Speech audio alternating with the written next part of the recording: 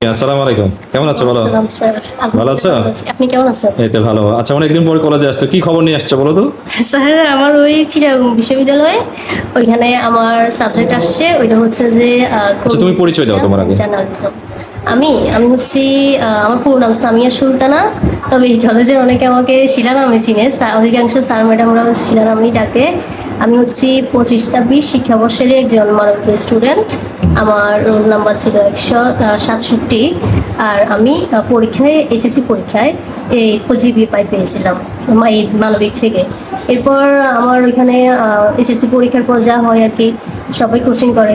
তো আমাদের এখান থেকে মানে আমাদের পরিবার থেকে তো আমাকে ওইখানে গিয়ে কোচিং করার মতো ওই পরিস্থিতিটা পরিবার মানে ছিল না আর কি। বিভিন্ন পরিস্থিতির কারণে ওইটা ছিল না, তো আমি কি করলাম, অনলাইন থেকে কোচিংটা করলাম। অনলাইন থেকে ইন্ডেক্সের কোচিং করলাম। তো ওইখান থেকে আর পাশাপাশি আমার এখানে একটা আছে, আমি একটা স্কুলে পড়াই।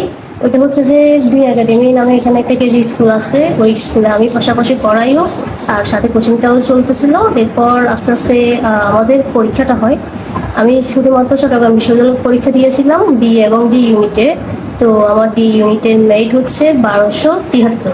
তো এখানে এটা কি সাবজেক্ট পেয়েছো? আমি এখানে কমিউনিকেশন অ্যান্ড জার্নালিজম, ওইটা যোগাযোগ এবং সাংবাদিকতা এই বিষয়টা। তুমি হাফে কিনা? জি স্যার, আমি অনেক হ্যাপি। তবে প্রথম যেদিন রেজাল্টটা পথ চলাটা কেমন ছিল? খুব সহজ? না, পথ চলাটা তো সহজ ছিল না। এটা তো আমার মনে হয় সবার মানে প্রতিটা শিক্ষার্থীর আর কি অ্যাডমিশনের ভিতর দিয়ে যাওয়া উচিত। এই জার্নিটা যে মানে কি, ওইটা কেউ যদি না যায় আসলে এভাবে তো বলে বোঝানো সম্ভব না। আর যদি সবাই যায় মানে ওইখানে আপনার কখনো কোনো কোনো সময় মনে হবে যে কি একটা অবস্থা, আমি আর পারতেছি না। আবার কোনো কোনো সময় মনে হবে যে হ্যাঁ হয়তো পারা যাবে, কিছু একটা হয়তো আসবে। তো এই কঠিন মানে কখনো হাসি কখনো কান্না এই ব্যাপারটা ছিল আর কি। আর যখন পরীক্ষার রেজাল্টটা দেয় তখন আমি একটু আপসেট ছিলাম, কারণ 1273 একটু পিছন দিকে মেরিট। তো আমি প্রথম তো ভেবেছিলাম যে আমার আসবে না, এরকম একটা অবস্থা হয়ে গেছিল। এরপর যখন আমার কয়েকজন কোচিংয়ের পাইয়া আছে, মানে কোচিং যাদের থেকে করছি ইন্ডেক্সের পাইয়াদেরকে জিজ্ঞেস করলাম। তারপর আমার পরিচিত কয়েকজন চিটাগং বিশ্ববিদ্যালয়ের সিনিয়র আপুরা ছিলেন, ওদেরকে জিজ্ঞেস করলাম। ওনারা একটু আশ্বাস দিলেন। ওনারা বললেন যে হ্যাঁ তোমার আসবে, তবে একটু সময় লাগবে।